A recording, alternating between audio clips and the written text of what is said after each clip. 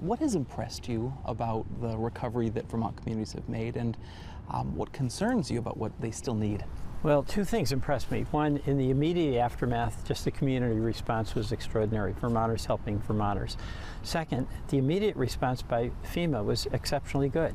They were on the scene, they were providing food and shelter. What's been bad and really tough is the follow-on situation for the towns that have real infrastructure damage, the families that lost their homes, the farms that were inundated, the businesses that were flooded. And that's where FEMA, I think, fell down.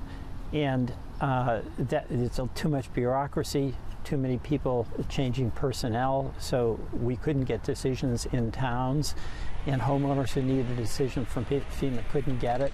How did the experiences that you heard from folks directly influence conversations that you've had in DC about shaping legislation? Well, my closest ally on this is Brian Schatz from Hawaii, and he's the chair of the relevant appropriations committee. But also, Hawaii had that horrible, horrible fire. Wow, oh God, this is your home. In order to rebuild. And we've both been struggling to try to address this question of the aftermath. The immediate response has been good. And what both of us have seen is the most important thing is to get flexible funds to the local community, where the local community has the power to make decisions and act.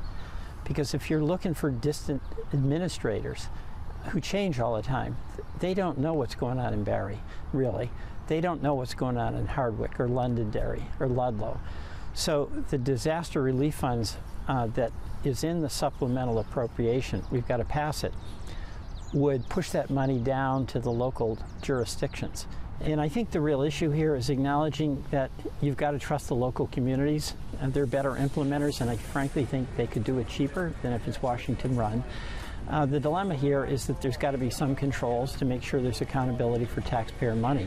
Have you heard any stories where a local project was stymied by that kind of bureaucratic backlog? Many. I mean, infrastructure stuff like in Hardwick and in Johnson. And part of what happens is that FEMA has somebody assigned in the aftermath. That person is there for 2 or 3 months and goes. And then somebody else comes in.